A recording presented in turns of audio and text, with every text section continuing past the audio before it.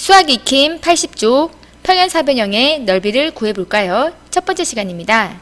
1번 보기와 같이 평행사변형의 높이를 표시해보세요. 그래요. 평행사변형은 어떤 도형이죠? 마주보고 있는 두 변이 평행하고요. 이렇게 두 쌍이 서로 평행한 도형이 평행사변형이죠. 평행사변형에서는 밑변이 있어요. 그리고 밑변과 밑변의 가장 짧은 거리인 수직으로 올라간 거리, 바로 높이가 되겠습니다. 평행사변형에서는 이렇게 밑변의 수직으로 올라간 거리에 해당하는 높이가 가장 중요하다고 하겠네요. 그러면 옆에 나와 있는 도형의 높이를 한번 구해볼게요. 이 변을 밑변으로 잡았네요. 그러면 이 변과 수직인 직선을 그어보겠습니다. 바로 밑변의 수직인 이 직선이 높이가 되겠습니다. 두 번째는요.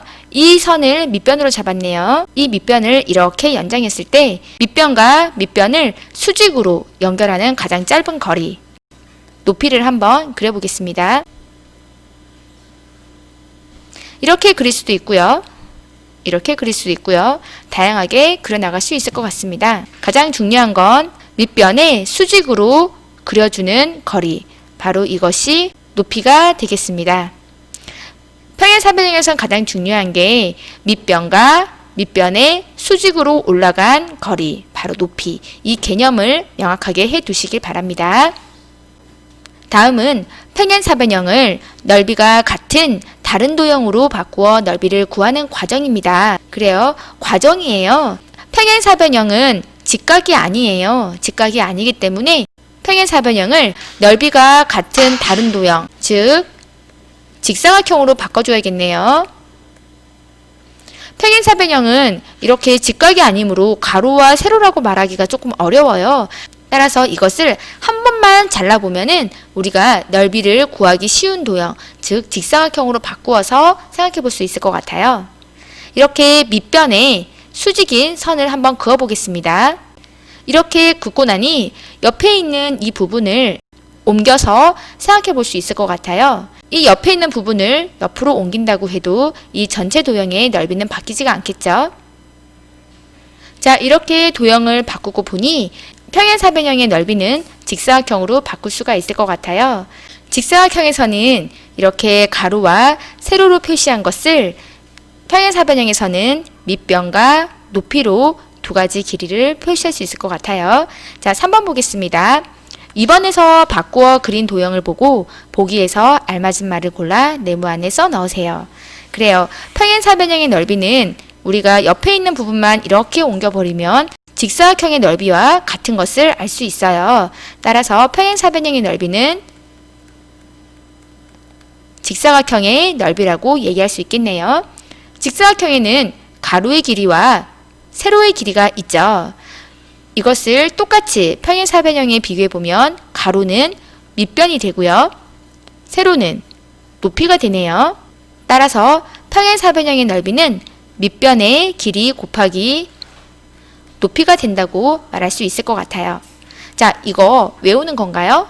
아니에요. 여러분들이 넓이를 구하려면 두 개의 길이가 필요해요. 근데 이 두 개의 길이는 서로 직각으로 되어야지만이 곱해서 넓이를 만들 수 있어요. 이 원리만 정확하게 알고 계시면 이 이름이 가로이든 밑변이든 세로이든 높이든 중요하지 않아요.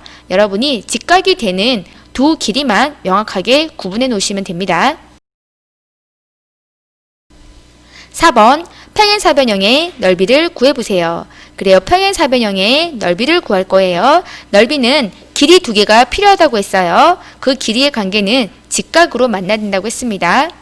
자, 평행사변형을 보니까 밑변이 6cm이고요. 높이가 5cm네요.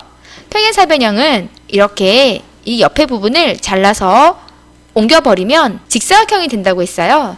따라서 그냥 여기 나와 있는 밑변의 길이와 높이를 두 개를 곱해준다면 이 평행사변형의 넓이를 구할 수가 있겠죠. 길이의 단위를 먼저 알아보겠습니다. 센티미터와 센티미터가 만나서 제곱 센티미터가 되었네요. 그래요. 밑변의 길이 6cm와 높이 5cm를 곱해서 30이 되는 것을 알 수 있습니다. 따라서 첫 번째 평행사변형의 넓이는 30제곱센티미터입니다. 두 번째 보겠습니다. 밑변의 길이는 11cm이고요. 이렇게 높이는 바깥에 나가서 그렸어요. 그래도 관계없다고 했어요. 옆에 있는 이 부분을 잘라서 옮겨버리면 직사각형이 되므로 밑변과 높이가 수직이라면 전혀 관계없다고 했어요. 그러면 밑변의 길이 11에 높이 7을 곱해서 77이 나왔네요. 11cm와 7cm가 만나서 단위는 제곱센티미터가 되었고요. 넓이는 두 번째 평행사변형의 넓이는 77제곱센티미터라고 할 수 있겠네요. 5번 평행사변형의 넓이를 구하는 데 필요한 길이에 모두 동그라미표하고 넓이를 구해보세요. 그래요. 평행사변형의 넓이를 구할 거예요. 넓이를 구하려면 길이가 몇 개 필요하다고요? 그래요. 길이가 2개가 필요해요. 이 2개의 길이를 곱해서 만들 거예요. 그런데 이 길이와 길이의 관계는 제일 중요한 거, 직각이어야 한다는 거, 이 조건만 맞으면 넓이를 구할 수 있다고 했어요. 평행사변형 보겠습니다. 이렇게 밑변의 길이가 나와 있고요. 다른 쪽 방향에 밑변도 나와 있네요. 그런데 중요한 건 바로 높이예요. 이 높이는 어떻게 되어 있죠? 이렇게 3m를 밑변으로 잡았을 때 이 밑변과 밑변을 수직으로 이어주는 거리, 바로 높이가 되겠네요. 첫 번째 평행사변형에서 넓이를 구하기 위해서 필요한 길이는 바로 이 높이와 관련되어 있는 이 밑변이 필요하겠습니다. 따라서 넓이를 구해주면 밑변의 길이 곱하기 높이 4를 해서 12가 되겠네요. 단위를 한번 확인해 볼게요. 미터이고요. 미터를 곱했어요. 따라서 제곱미터로 나타낼 수가 있습니다. 첫 번째 도형의 넓이는 12제곱미터임을 알 수 있네요. 두 번째 보겠습니다. 가장 중요한 것은 바로 높이예요. 이 높이는요, 밑변에 수직이어야 돼요. 이 높이와 관련되어 있는 밑변은 바로 이 11이겠네요. 따라서 8m의 높이와 11m의 밑변이 필요하겠습니다. 이렇게 10m를 밑변으로 잡았다면 여기에 해당하는 높이가 나와 있어야겠죠. 그런데 이 높이의 길이를 알 수가 없기 때문에 이 10m는 사용할 수가 없네요. 따라서 넓이를 구해주면 11m의 밑변의 길이와 8m의 높이의 길이, 이 두 개의 길이를 사용할 수 있겠습니다. 밑변 11 곱하기 높이 8을 해서요. 88 나오네요. 단위를 보면 미터와 미터가 만났으므로 제곱미터가 될 거고요. 넓이는 88제곱미터가 되겠습니다. 제일 중요한 거는요, 평행사변형의 넓이를 구하는 공식이 아니에요. 우리가 평행사변형이 어떤 도형인지 이 도형의 특징을 명확하게 알고 있고요. 평행사변형에서 쓰고 있는 밑변이라는 개념과 높이라는 개념을 명확히 안다면 넓이와 연관지어서 생각할 수 있을 것 같아요. 넓이는요, 길이를 곱해서 채워져 있는 이 면적을 말하는 거예요. 그럴 때 반드시 중요한 건 직각이 되어야 하므로 밑변과 높이가 직각으로 이루어져 있는 용어의 정리가 가장 중요합니다. 평행사변형에 해당하는 거 여러분, 넓이를 구하는 공식을 외울 필요는 없어요. 다시 한번 말하지만 평행사변형의 넓이를 구하는 공식이 중요한 게 아니에요. 평행사변형의 밑변과 높이를 명확히 이해하시고요. 넓이라는 것을 어떻게 구하는지 정확하게 안다면 어떤 도형이든 넓이를 구하는 방법을 찾을 수가 있을 거예요.